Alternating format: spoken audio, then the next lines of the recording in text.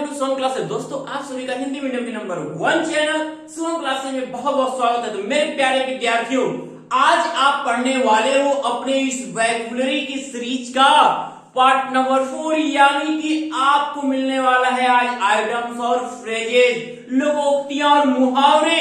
तो कैसे इंग्लिश में हम इन आइटम्स और फ्रेज का यूज करते हैं, कैसे पूछेगा और कैसे हम उनको लिखेंगे, तो इसके लिए चलिए आज की टॉपिक पे हम डिस्कस करते हैं। और ये टॉपिक आपको क्या करना है, शुरू से लेकर अंत तक वीडियो के साथ बने रहने पे ही समझ में आएगा। तो आप देखिए, पहला है आपका क्या, at daggers drawn, at daggers drawn. या अब सोचोगे कि ये सर इसको हम यूज कैसे करते हैं, तो मैं वही बताने वाला हूं जो आप सोच रहे हो। तो क्या है कि एट डैगर्स ड्रॉन यानी कि ओपन इनेमिटी। ओपन इनेमिटी मतलब क्या, घोर शत्रुता। क्या, घोर शत्रुता, बहुत बड़ा दुश्मनी। तो वहां पर हमें करना क्या होता है, एग्जाम में ये आपका फ्रेज दे देगा और इन्हें यूज करने को कहेगा, और आपको उनके ये मीनिंग्स पता होने चाहिए। अगर बाय द वे आपसे भूल हो जाती है तो कोई अलग बात है, मीनिंग आपको नहीं आ रहा इंग्लिश का, इंग्लिश में मीनिंग, तो कम से कम इसका परफेक्ट यूज तो जरूर कर देना। इतना कंफर्म यानी कि इसका हिंदी अर्थ भी आप क्या करते रहो, समझते रहो कि जैसे ओपन इनेमिटी, घोर शत्रुता, माइंड में उनको सेट किए रहो, और एग्जाम टाइम में उनकी इंग्लिश बना के भी ब्रैकेट में लिख के तो इसका यूज कर लेना। तो एट डैगर्स ड्रॉन तो हम लिख सकते हैं क्या कि राणा प्रताप एंड अकबर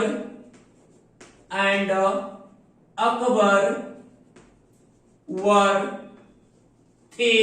राणा प्रताप और अकबर थे, क्या थे, अब क्या थे, ओपन घोर शत्रुता। At daggers drawn or at daggers drawn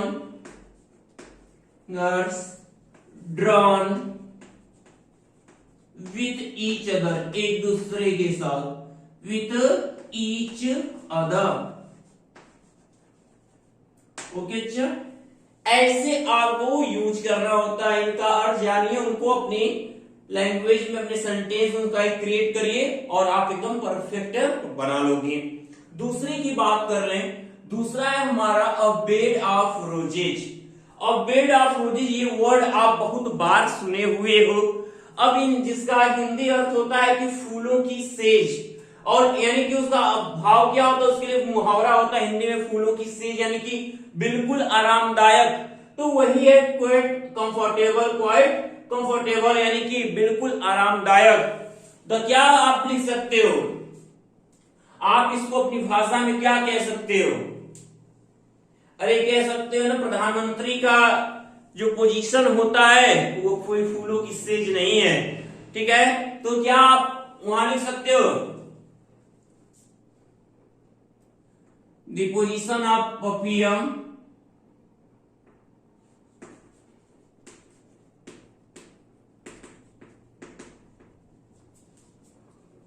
of PM यानी प्राइम मिनिस्टर का जो पद है, is not a bed of roses. और अभी हमने फिगर था स्पीच में भी बताया था, वहां आप कह सकते हो क्या, जो लिखा था कि life is not a bed of roses, जीवन फूलों की सेज नहीं है, तो वहां पर भी ये यूज कर सकते हो, ठीक है। आपके फिगर आप स्पीच की भी लाइन इसमें यूज हो सकती है अगर आप बेड। दोस्तों अगर आप यूपी बोर्ड के स्टूडेंट हो तो आप सभी के लिए गुड न्यूज़ है। यूपी बोर्ड के स्टूडेंट अक्सर पूछते रहते थे सर हम लोग टेस्ट कहाँ दें, जो चैप्टर्स हम तैयार कर चुके हैं उनका टेस्ट अगर हम देना चाहते हैं तो सर हम कहाँ दें। तो आप सभी के लिए गुड न्यूज़ है, अनअकैडमी आपके लिए लेकर आए यूपी बोर्ड स्टूडेंट के लिए टेस्ट, जहां आप बिल्कुल फ्री में अपने सब्जेक्ट का टेस्ट देकर देख सकते हो कि आपका चैप्टर तैयार है या नहीं। जितने भी स्टूडेंट क्लास 9 से 12 तक के हैं वो हर शनिवार और रविवार को अपना टेस्ट दे सकते हैं, और इसके लिए आपको कोई फीस देने की जरूरत नहीं है, बिल्कुल फ्री ऑफ कॉस्ट है। जितने भी स्टूडेंट देख रहे हैं, मैंने डिस्क्रिप्शन में आपको लिंक प्रोवाइड किया, आप जिस भी क्लास पे हो उस पर क्लिक करके जाओ और अपना टेस्ट देना शुरू करो। लेकिन आप जाओगे तो वहां से आपसे एक कोड मांगेगा, आप जैसे शुभम UP10 डालोगे, आप यूपी बोर्ड के स्टूडेंट हो तो ये क्लास आपके लिए बिल्कुल फ्री में ओपन हो जाएगा और आप सभी सब्जेक्ट का टेस्ट बिल्कुल फ्री में दे सकते हो। तो आप जिस भी क्लास में हो, मैंने डिस्क्रिप्शन में कमेंट बॉक्स में दोनों जगह लिंक प्रोवाइड किया, उस पर क्लिक करके आप टेस्ट में पार्टिसिपेट करो और अपने बोर्ड एग्जाम की तैयारी को और मजबूत करो।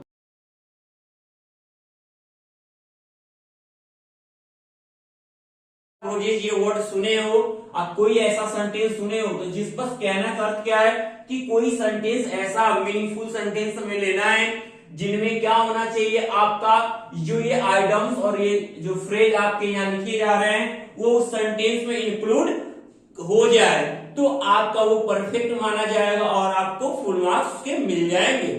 अब आगे हम देख लें अबव बोर्ड यानी ऑनेस्ट एंड फ्रैंक। ठीक है, तो हम कह सकते हैं कि वह क्या है, हमेशा ही ईमानदार और तेज तर्रार है।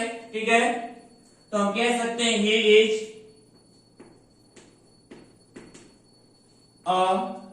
Above, he is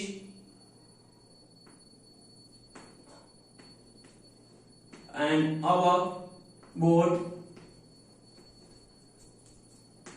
in his work, okay. कितना देखो सेंटेंस बस सोचने की जरूरत है, बाकी लिखना एकदम आसान है, थोड़ा सा बस जानी आप पूरा लिख दिए आप एकदम। तो ब्रेड एंड बटर, आप कहोगे सर ब्रेड एंड बटर, कहोगे कि हम ब्रेड और बटर खाते हैं, we eats bread and butter, नहीं, इसका मतलब इनका मीनिंग क्या होता है ये सोचना है बच्चा। देखो अगर हम उसको एकदम सीधा उसका वर्ड निकाल के अगर हम चाहें कि ये हो जाए तो एकदम रॉन्ग चले जाओगे। ठीक है, इसे अब आता है अगला है यहाँ पर आने वाला, तो हम इसे कहते हैं लोग कि ऊंट के मुंह में जीरा। अब सर ऊंट के मुंह में जीरा डाला जाता है कि हाँ, नहीं, उसका ये अर्थ निकाला जाता है अपर्याप्त मात्रा से मतलब होता है। ठीक है, तो यहाँ पे आपको इसके मेन अर्थ में आप ऐसा भाव यूज होते क्यों है, ये मुहावरे बोले क्यों जाते, किसी लोग कहते हैं नाच नहीं जाने आंगन टेढ़ा, तो कोई सर नाच नहीं जाता तो आंगन टेढ़ा कैसे होता है, ये सब भाषा आपको नहीं, वहां पे भाव होता है। ठीक है, कुछ नहीं जानने पर भी बहुत कुछ बोल देना। तो ध्यान दो यहाँ पे, तो ब्रेड एंड बटर लेवल जीविका, तो यहाँ पर क्या है कि everyone is busy in his bread and butter, यानी हर व्यक्ति अपनी जीविका में क्या है, व्यस्त है। कौन खाली है, कोई खाली नहीं है, सबको अपनी पड़ी है। तो हम लिख सकते हैं कि everyone is busy in bread and butter,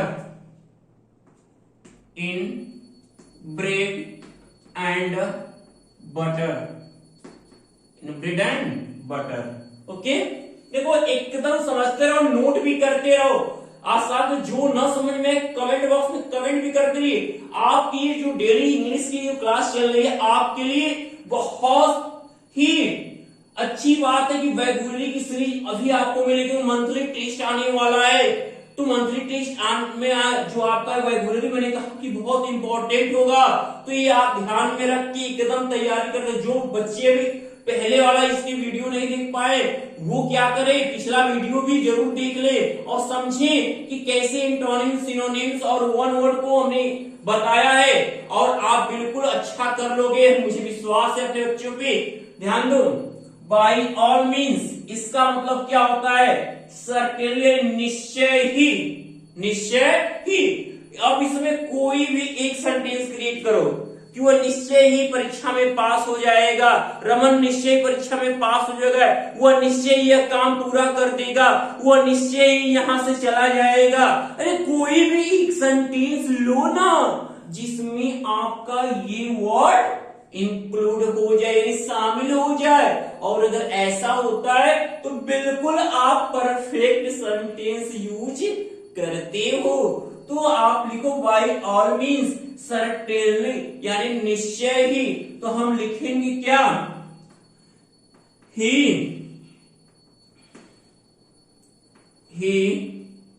will pass the exam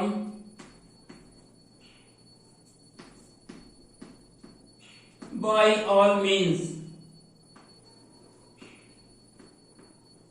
okay, बन गया। अब है कि castle in the air, castle in the air क्या, विजनरी स्कीम, हवाई किले बनाना।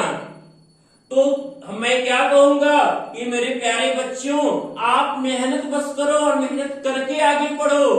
Don't waste your time to build castles in the air. अपना समय हवाई किले बनाने में, मैं ये कर लूंगा, मैं वो कर लूंगा, ऐसे कर लूंगा, नहीं। आप मेहनत करते रहो अपने एम को रख के, और धीरे धीरे अपने आगे बढ़ते रहो, और तब श्योर सक्सेस होगे बच्चे। सोचने से कुछ नहीं होने वाला है, करना पड़ेगा उसके लिए लड़ना पड़ेगा। अब किससे, अपनी पढ़ाई से के साथ जूझना पड़ेगा। जो भी आए कठिनाई, उससे एकदम आगे बढ़ते रहो और सक्सेस होगे। और जहां पे कुछ न समझ में आ रहा है वहां भी कमेंट करते रहो, मैं आपको बताता भी रहूं, ठीक है। तो कैस्टल्स इन द एयर हम क्या लिखेंगे, don't waste your time, don't waste your time to build castles in the air, castles in the air। Okay, अब अगले सेंटेंस की तरफ बढ़ते हैं।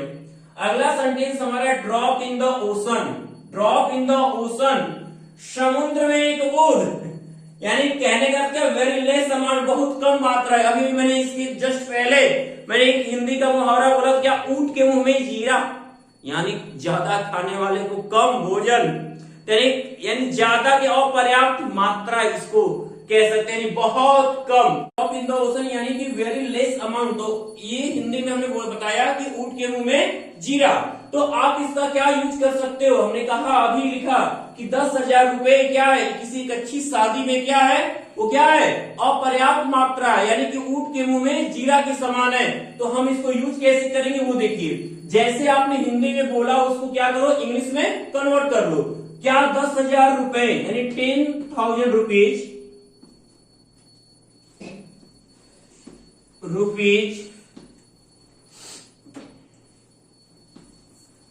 in a decent marriage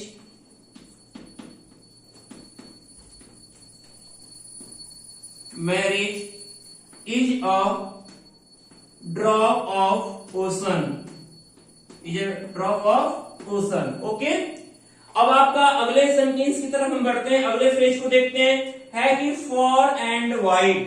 for and wide का मतलब क्या होता है आपका, एवरीवेयर यानी सब जगह। तो यानी कि हम क्या कह सकते हैं कि वह सब जगह रहता है, नहीं, कुछ एक ऐसा अच्छा सा सेंटेंस हम यूज करें जिसको लगे कि हाँ आपने कुछ लिखा हुआ है। जैसे हम कह सकते हैं कि नेहरू जी की क्या है, कीर्ति सब जगह फैली हुई है, सब जगह है। नेहरू जी का जो वर्क एक्सपीरियंस है उसको पूरी दुनिया जानती है। तो कुछ ऐसे ही सेंटेंस आप क्रिएट कर सकते हो। तो फॉर एंड वाइड एवरीवेयर, तो हम क्या लिखेंगे कि Nehru's fame is for and wide. देखो, जितना आप सेंटेंस परफेक्ट करने में सोचोगे उतना ही आप बेस्ट कर पाओगे। आप सोचोगे कि हम 2-3 ऐसे लेंथी सेंटेंस यूज करें, उसमें क्या होगा, आप अगर पूरी तरह से एक्सपर्ट हो कि नहीं हम हर एक सेंटेंस को बेस्ट तरीके से क्रिएट करते हैं, तो आप करो। लेकिन यहाँ पे बहुत ऐसे बच्चे हैं जो सोचते हैं कि कहीं उन्हें डर सा रहता है, कहीं गलती तो ना हो जाए। तो हमारे आइटम्स और फ्री में नंबर कब मिलेगा, जब आप पूरे उस वर्ड को, एक ऐसा एक छोटा सेंटेंस भले हो आपका, वो पूरे वर्ड उसमें यूज हो जाने चाहिए, तो आपको फुल मार्क्स मिलते हैं। लेकिन उसके लिए आपको मीनिंग पे भी आपको फोकस करना होगा। तो अगले टॉपिक की बात कर ले, गोल्डन मीन्स यानी मिडल वे। गोल्डन मीन्स यानी मिडल वे। तो तो हम इसमें क्या यूज कर, कोई एक ऐसा सेंटेंस सोचो, तो क्या कह सकते हो यहां पे, he has a golden way to solve all problem, उसके पास पूरी समस्याओं को सुलझाने के लिए क्या है, एक मध्यम मार्ग है। ठीक है, और देखो गौतम बुद्ध ने भी आपको बताया था मध्यम मार्ग क्या है, सभी जटिलताओं का, सभी परेशानियों का एक ही सॉल्यूशन है, क्या, मिडल वे यानी गोल्डन वे। तो आप लिख सकते हो क्या, गोल्डन मीन का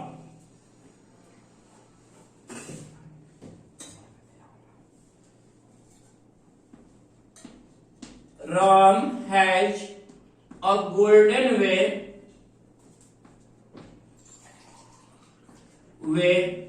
to solve this problem.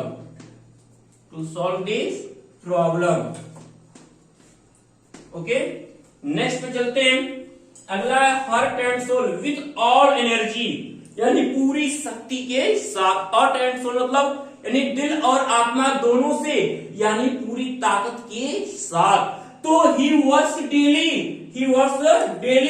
Heart and soul, वह रोज क्या करता है, पूरी एनर्जी के साथ वर्क करता है। देखो सेंटेंस यहाँ पे हमने लिया ना, नहीं लिया, छोटे ही सेंटेंस में मैंने इंक्लूड इन पूरे वर्ड को कर दिया।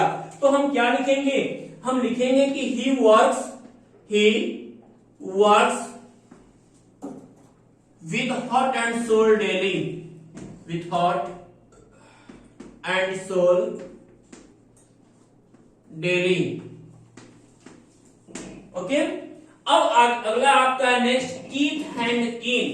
कीथ एंड कीन, ये वर्ड थोड़ा आपको और सा लगता होगा देखने में, लेकिन इनके अगर इसके जैसे ही हम इसके मीनिंग्स पे जाते हैं, क्या हमें लिखा हुआ है, रिलेटिव्स, यानी कि संबंधी। अब वो सर कीथ एंड किन, हम अपने रिश्तेदारों को कीथ एंड किन बुला सकते हैं, बिल्कुल बुला सकते हो, क्यों नहीं बुला सकते हो।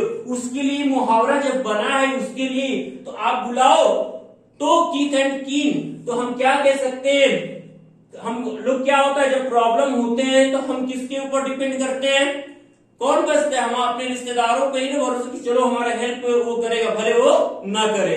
लेकिन हम तो ये सोचते तो यही है। तो हम क्या लिख सकते हैं कि वी शुड डिपेंड, हमें चाहिए डिपेंड, निर्भर होना अपॉन आवर कीथ एंड कीन इन डिफिकल्टीज। हमें मुसीबतों में क्या होना चाहिए, रिश्तेदारों पर निर्भर रहना चाहिए। अगला सेंटेंस देखते हैं, लॉयन शेयर यानी कि शेर का हिस्सा है। आप शाब्दिक अर्थ पे नहीं जाओगे, आप इसकी मीनिंग क्या निकलती वो देखो। ये क्या लिखा है मैंने, द लार्जेस्ट शेयर यानी एक बड़ा हिस्सा।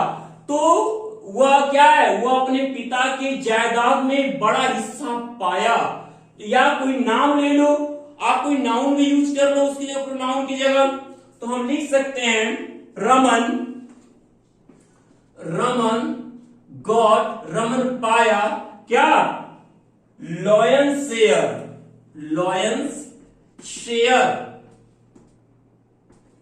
Share in father's property, share in his father's property. Okay, क्या है, रमन अपने पिता के जायदाद में एक बड़ा हिस्सा पाया। मैंने क्या किया, जैसे हिंदी में बोला उसका मैं क्या कर रहा हूं, ट्रांसलेट कर रहा हूं, लेकिन बस वो वर्ड जहां पे आ रहा है जिसकी मीनिंग होती है मैं उसको इसमें इंक्लूड कर रहा हूं। ऐसे ही आपको भी करना होगा। अगला सेंटेंस क्या है, मैन ऑफ लेटर और स्कॉलर विद्वान। तो हम लिख सकते हैं, हम क्या कह सकते हैं, doctor Rajendra Prasad was man of letter, विद्वान व्यक्ति थे। तो हम कह सकते हैं डॉक्टर राजेंद्र